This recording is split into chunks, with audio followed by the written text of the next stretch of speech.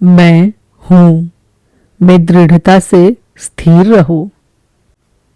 प्रश्नकर्ता, क्या आप कभी प्रसन्न या उदास होते हैं? क्या आप खुशी और दुख अनुभव करते हैं? महाराज जी, तुम जैसा भी समझो, मेरे लिए तो वे मन की अवस्थाएं भर होती है और मैं मन नहीं हूँ। प्रश्नकर्ता, क्या प्रेम मन की अवस्था है? महाराज जी, अब ये भी इस पर निर्भर करता है कि तुम प्रेम का क्या अर्थ करते हो। इच्छा तो अवश्य ही मन की अवस्था होती है, परंतु एकात्मता का बोध तो मन से परे की ही वस्तु है।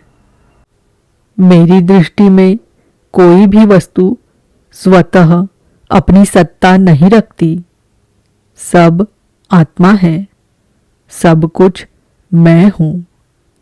अपने आप को प्रत्येक में और प्रत्येक को अपने में देखना, यही प्रेम है। प्रश्नकर्ता, जब मैं किसी सुखप्रद वस्तु को देखता हूँ तो मैं उसकी इच्छा करता हूँ, अतः वास्तव में इसे कौन चाहता है? मेरा आत्म अर्थात स्वयं मैं या मन? महाराज जी, प्रश्न को गलत ढंग से रखा गया है। वस्तुतः कोई जैसा कुछ नहीं है। इच्छा, भय, क्रोध आदि होता है और मन कहता है, ये मैं हूँ, ये मेरा है। ऐसी कोई वस्तु नहीं होती जिसे मैं अथवा मेरा कहा जाए। इच्छा मन की एक अवस्था होती है जिसका संवेदन और नामकरण मन द्वारा होता है। यदि मन को संवेदन न हो और मन नामकरण न करे तो इच्छा कहाँ होती है? प्रश्नकर्ता, परंतु क्या नामकरण रहित संवेदन संभव है? महाराज जी, अवश्य संभव है। नामकरण मन की सीमा से बाहर नहीं जाता, जबकि संवेदन ये तो स्वयं ही चेतना है। प्रश्नकर्ता, जब किसी की मृत्यु होती है तो वस्तुतः क्या होता है? महाराज जी, कुछ भी नहीं होता। कोई वस्तु निशेष हो जाती है। ये निशेषत्व पहले भी था और मृत्यु के बाद भी विद्यमान रहता है। प्रश्नकर्ता, जीवित और मृत में कोई अंतर तो अवश्य है।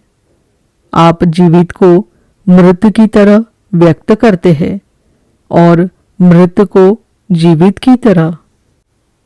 महाराज जी, व्यक्ति विशेष की मृत्यु से तुम चिंतित क्यों हो जाते हो, जबकि नित्य ही लाखों व्यक्ति मर रहे हैं। भरे पूरे विश्व प्रतिक्षण ही प्रस्फुटित और विस्फोटित हो रहे हैं। क्या मैं उनके लिए रोता रहूं? मुझे ये नितांत स्पष्ट है कि जो भी है जीवित है और गति युक्त है और इसकी सत्ता चेतना पर आश्रित है, जबकि मैं चेतना से बाहर भी हूँ और उसके भीतर भी। इसके भीतर मैं साक्षी की तरह होता हूँ, इसके बाहर सत्य की तरह। प्रश्नकर्ता, आपका बच्चा यदि बीमार हो जाता है तो आप उसकी देखभाल अवश्य करते हैं, नहीं करते? महाराज जी, मैं उद्विग्न नहीं होता। जो भी आवश्यक हो मैं करता हूँ। मैं भविष्य की चिंता नहीं करता। हर परिस्थिति को समुचित प्रत्युत्तर देना मेरा स्वभाव है। क्या किया जाए ये सोचने हेतु मैं रुकता नहीं। मैं अपना कार्य करता हूँ और आगे बढ़ जाता हूँ। परिणाम मुझ पर कोई प्रभाव नहीं डालते और वे अच्छे हैं या बुरे हैं इसे मैं महत्व भी नहीं देता। वे जो कुछ भी है वे है। यदि वे पुनः मेरे समक्ष आ जाते हैं तो मैं नए सिरे से उनका सामना करता हूँ। बल्कि यूं कहा जा सकता है कि मेरे द्वारा उनका सामना नए सिरे से किया जाता है। मेरे द्वारा होने वाले किसी भी कार्य में उद्देश्य का भाव नहीं होता। जो बातें जैसी होती है वैसी हो जाती है। इसलिए नहीं कि मैं उन्हें वैसी होने देता हूँ, बल्कि मैं हूँ इसीलिए वे होती है।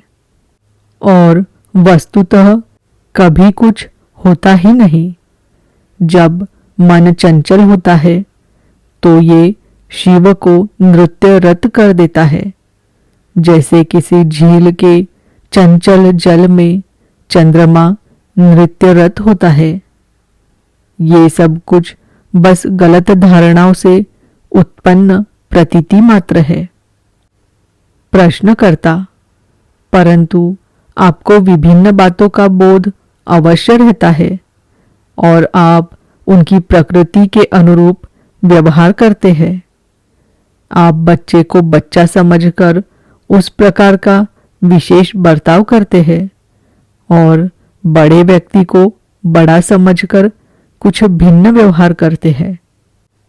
महाराज जी, जैसे सागर में नमक का खारापन व्याप्त होता है और समुद्र की प्रत्येक बूंद में वो स्वाद होता है, उसी प्रकार हर अनुभव मुझे वास्तविकता का ही स्पर्श प्रदान करता है, जो मूलतः तो मेरी अपनी सत्ता का ही नीत नूतन बोध है। प्रश्नकर्ता: जिस प्रकार आप मेरे संसार में हैं, क्या मैं भी उस प्रकार आपके संसार में हूँ? महाराज जी, अवश्य तुम हो और मैं हूँ, पर केवल चेतना में स्थित दो बिंदुओं के रूप में। चेतना से पृथक हम कुछ भी नहीं है। ये बात ठीक से ग्रहण की जाना चाहिए। संसार चेतना के धागे से बंधा टंगा हुआ है। चेतना न हो तो संसार भी नहीं। प्रश्नकर्ता: चेतना में अनेक बिंदु स्थित है, क्या इसी प्रकार इतने संसार भी अस्तित्व रखते हैं? महाराज जी, स्वप्न का उदाहरण देखो। किसी चिकित्सालय में कई रोगी हो सकते हैं, सभी सो रहे हैं, प्रत्येक स्वप्न देख रहा है। सभी अपना अपना निजी व्यक्तिगत स्वप्न देख रहे हैं। ये सारे रोगी परस्पर असंबद्ध है, एक दूसरे से अप्रभावित, पर उन सब में एक वस्तु समान है, रुग्णता। इसी प्रकार हमने अपनी अपनी कल्पना में समान अनुभव के वास्तविक संसार से अपने आप को पृथक कर लिया है और स्वयं को व्यक्तिगत कामनाओं, भयों, मान्यताओं, प्रतिमाओं और विचारों, धारणाओं आदि की धुंध में आवृत्त कर लिया है। प्रश्नकर्ता: ये बात मैं समझ सकता हूँ, परंतु वैयक्तिक संसारों की अथाह विविधता का क्या कारण होता होगा? महाराज जी, ये विविधता कोई असाधारण बात नहीं है। सारे स्वप्न उस संसार पर अध्यारोपित कर दिए जाते हैं, जो वस्तुतः सबके लिए समान है। कुछ सीमा तक वे एक दूसरे को प्रभावित और विरूपित भी करते हैं। इस सब के बाद भी उनमें विद्यमान मूल एकत्व क्रियाशील बना रहता है। इन सब के मूल में आत्मविस्मरण होता है। अर्थात ये न जानना कि मैं कौन हूँ। प्रश्नकर्ता, विस्मरण में जानना तो पूर्व निहित ही होता है, तो क्या विस्मरण से पूर्व मुझे ये ज्ञात था कि मैं कौन हूँ? महाराज जी, अवश्य। आत्मा विस्मरण में आत्मज्ञान पूर्व निहित है। चेतनता और अचेतनता एक ही जीवन के दो पक्ष है। वे सह अस्तित्वमान है। संसार को जानने में तुम अपने को भूल जाते हो। अपने को जानने में तुम्हें संसार भूल जाता है। संसार मूलतः क्या वस्तु है? स्मृतियों का संचय मात्र। एक वस्तु को दृढ़ता से पकड़ रखो, यही अधिक महत्व की बात है। मैं हूं में दृढ़ता से स्थिर रहो और अन्य सबको जाने दो। ये साधना है। आत्म साक्षात्कार में न तो किसी वस्तु का आग्रह रह जाता है और न विस्मरण। प्रत्येक वस्तु ज्ञात होती है और कुछ भी स्मरण नहीं करना होता है। प्रश्नकर्ता, आत्मविस्मरण होने का क्या कारण है? महाराज जी, कोई कारण नहीं है, क्योंकि विस्मरण होता ही नहीं है। मन की अवस्थाएं एक के पश्चात एक आती रहती है और प्रत्येक अवस्था अपने से पहले की अवस्था पर आवृत्त हो जाती है।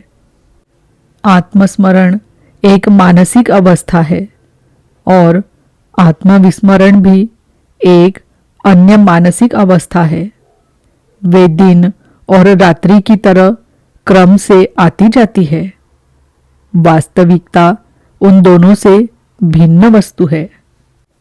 प्रश्नकर्ता, परंतु विस्मरण तथा न जानना, इन दोनों में कोई अंतर तो होता ही है।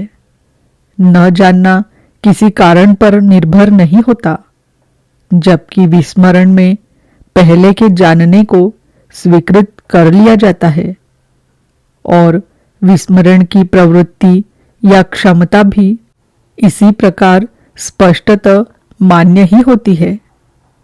मैं ये तो स्वीकार करता हूँ कि न जानना जिस कारण का फल है, उस कारण की जांच संभव नहीं होती, परंतु विस्मरण का तो कोई आधार होना ही चाहिए।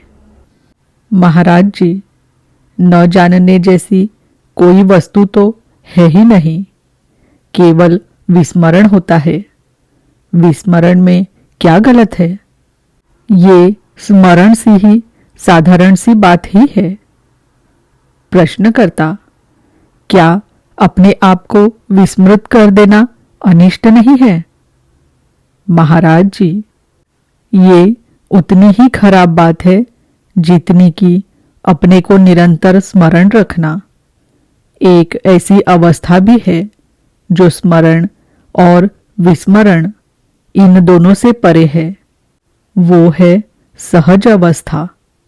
विस्मरण और स्मरण ये मन की अवस्थाएं होती है जो विचार से, शब्द से बंधी होती है। उदाहरण के लिए जन्म लिए जाने की धारणा को देखो। मुझे कहा जाता है कि मेरा जन्म हुआ था, मुझे इसका स्मरण नहीं है।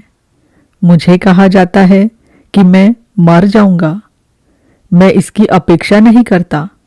इस पर तुम कहते हो कि मैं भूल गया हूं या फिर मुझ में कल्पना का अभाव है। पर सरल सी बात यह है कि जो कभी हुआ ही नहीं उसे मैं स्मरण कर ही नहीं सकता, और जो सुनिश्चित रूप से असंभव है उसकी अपेक्षा भी करना मेरे लिए संभव नहीं है। बस शरीरों का जन्म होता है, शरीरों की मृत्यु होती है, पर इससे मुझ पर क्या अंतर पड़ता है? चेतना में शरीरों का आना और जाना होता रहता है और स्वयं चेतना का मूल मुझ में है। मैं जीवन हूँ और मन और शरीर मेरे हैं। प्रश्नकर्ता, आप कहते हैं कि आत्मविस्मरण ही संसार मूल है। विस्मरण हो सके इसके पहले स्मरण होना आवश्यक होता है।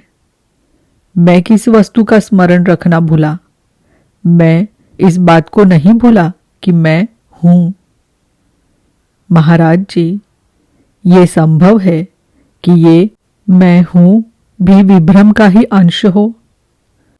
प्रश्नकर्ता, ये कैसे हो सकता है? आप मुझे ये सिद्ध नहीं कर सकते कि मैं नहीं हूं, और यदि मुझे ये निश्चय हो भी जाता है कि मैं नहीं हूं, तब भी मैं हूं। महाराज जी, वास्तविकता को न तो सिद्ध किया जा सकता है और न ही असिद्ध किया जा सकता है। मन की सीमा में रहने पर तुम्हारे लिए ये संभव नहीं, और मन के बाहर हो जाने पर तुम्हें इसकी आवश्यकता ही नहीं रह जाती। वास्तविक में, सदवस्तु में वास्तविक क्या है, ये प्रश्न ही नहीं उठता। व्यक्त अर्थात सगुण और अव्यक्त अर्थात निर्गुण भिन्न नहीं है। प्रश्नकर्ता, उस स्थिति में सभी वास्तविक है। महाराज जी, मैं सभी कुछ हूँ। मेरी तरह सब कुछ वास्तविक है। मुझसे पृथक कुछ भी वास्तविक नहीं रह जाता। प्रश्नकर्ता, मैं नहीं समझता कि संसार किसी भूल का परिणाम है। महाराज जी, पूर्ण जांच पड़ताल के पश्चात ही तुम ऐसा कह सकते हो, उसके पहले नहीं। हाँ, जब तुम विवेचन करते हुए समस्त अवास्तविक का परित्याग कर देते हो, तब जो शेष बच जाता है वो वास्तविक ही है। प्रश्नकर्ता, क्या शेष रहता है? क्या कुछ शेष रहता भी है? महाराज जी, वास्तविक शेष रहता है, पर शब्दों से भ्रमित न हो जाना। प्रश्नकर्ता, न जाने कितने युगों से, असंख्य जन्मों से गुजरते हुए मैं अपने संसार को बनाता, सुधारता और संवारता आ रहा हूं। ये न परिपूर्ण है न अवास्तविक। ये एक अनवरत प्रक्रिया है। महाराज जी, तुम भूल कर रहे हो। तुम्हारे अतिरिक्त संसार का अस्तित्व ही नहीं है। हर पल ये बस तुम्हारा ही प्रतिफलन है। तुम ही इसका सृजन करते हो और तुम ही विनाश। प्रश्नकर्ता, और इसका पुनः परिष्कृत रूप में सृजन करता हूं। महाराज जी, इसे परिष्कृत करने के लिए तुम्हें इसे अमान्य भी करना होता है। जिसे जन्म लेना होता है उसे मरना होता है। मृत्यु के बिना पुनर्जन्म संभव नहीं है। प्रश्नकर्ता, आपका विश्व परिपूर्ण हो सकता है। मेरा व्यक्तिगत विश्व सुधार कर रहा है। महाराज जी, तुम्हारा व्यक्तिगत विश्व अपनी स्वतंत्र सत्ता नहीं रखता। ये वास्तविक का सीमित और विरूपित चित्र भर है। विश्व को सुधार की कोई आवश्यकता नहीं है, बल्कि तुम्हारे दृष्टिकोण के सुधार की आवश्यकता है। प्रश्नकर्ता, आप इसे किस प्रकार देखते हैं? महाराज जी, ये एक रंगमंच है जहां संसार रूपी नाटक खेला जा रहा है।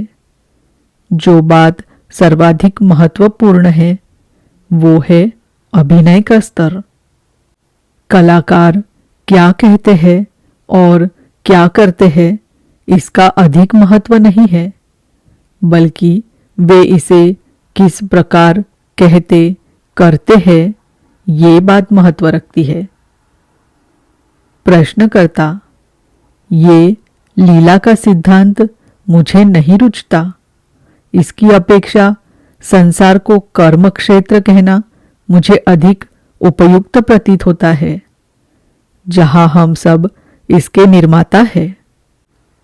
महाराज जी, तुम इसे कुछ ज्यादा ही गंभीरता से ग्रहण कर रहे हो। लीला या खेल के विचार पर तुम्हें आपत्ति क्यों है? कोई भी ध्येय तब तक ही टिका रह सकता है जब तक कि तुम पूर्ण नहीं हो जाते, और तब तक परिपूर्णता पूर्णता ध्येय की तरह होता है। पर जब तुम अपने आप में परिपूर्ण हो जाते हो, अपने भीतर बाहर पूर्णतः समेकित, तब तुम विश्व का आनंद लेते हो। तुम तब श्रम में नहीं लगे रहते।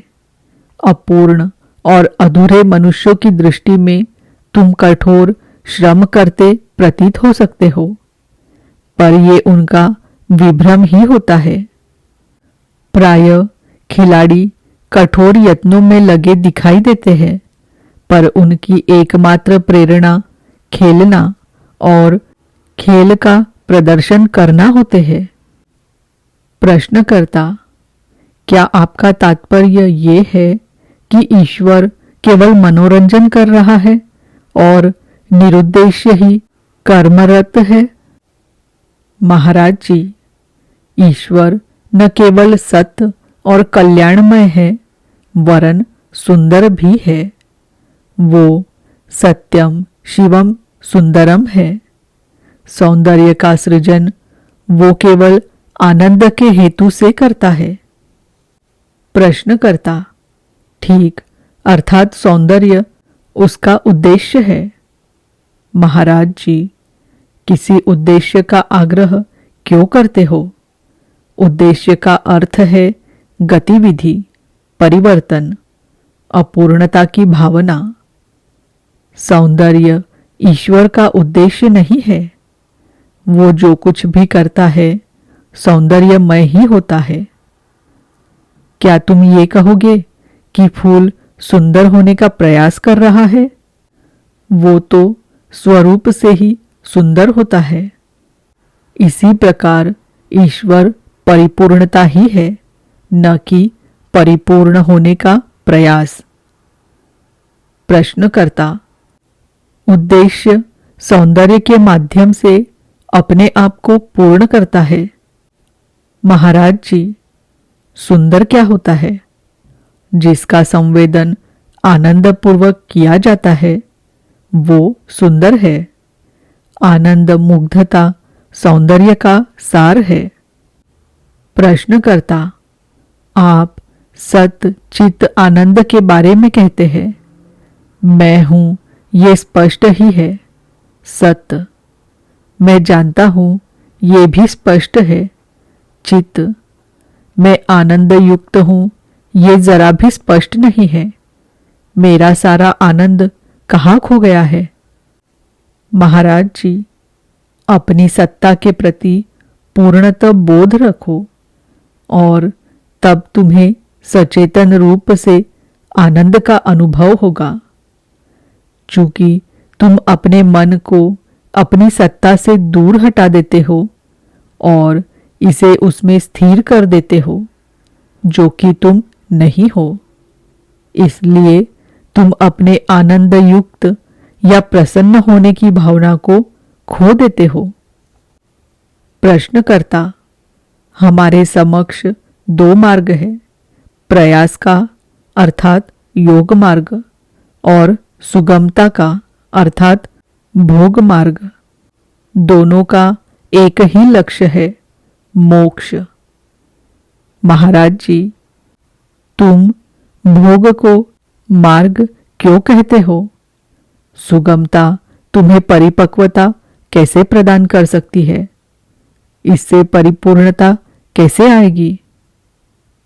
प्रश्नकर्ता, पूर्ण त्यागी, योगी, वास्तविकता को उपलब्ध करेगा। पूर्ण भोगी भी इस तक आएगा। महाराज जी, ऐसा कैसे संभव है? क्या वे परस्पर विरोधी नहीं है? प्रश्नकर्ता, दो अतिया परस्पर एक हो जाती है। पूर्ण भोगी होना पूर्ण योगी होने से अधिक कठिन होता है। मैं एक विनम्र साधारण सा मनुष्य हूँ और अधिकारपूर्वक कोई निर्णय देने में असमर्थ हूँ, किंतु अंततः तो भोगी और योगी दोनों ही मूल रूप से आनंद की खोज में ही संलग्न होते हैं। योगी इसे स्थायी रूप से चाहता है, जबकि भोगी अस्थायी में ही संतुष्ट रहता है और भोगी प्रायः ही योगी की अपेक्षा अधिक कठोर प्रयास करता है। महाराज जी, यदि आनंद के लिए तुम्हें संघर्ष और परिश्रम करना पड़ रहा हो तो उस आनंद का क्या मूल्य है? वास्तविक आनंद स्वतःस्फूर्त और प्रयास के बिना ही उपलब्ध है। प्रश्नकर्ता, प्राणी मात्र आनंद की खोज करता है। हाँ, साधनों में अंतर होता है। कुछ इसे अपने भीतर खोजते हैं, अतः योगी कहलाते हैं। कुछ इसे बाहर खोजते हैं और उन्हें भोगी कहकर उनकी निंदा की जाती है। परंतु दोनों को एक दूसरे की आवश्यकता होती है। महाराज जी, सुख और पीड़ा क्रमबद्ध है। आनंद अचल वस्तु है।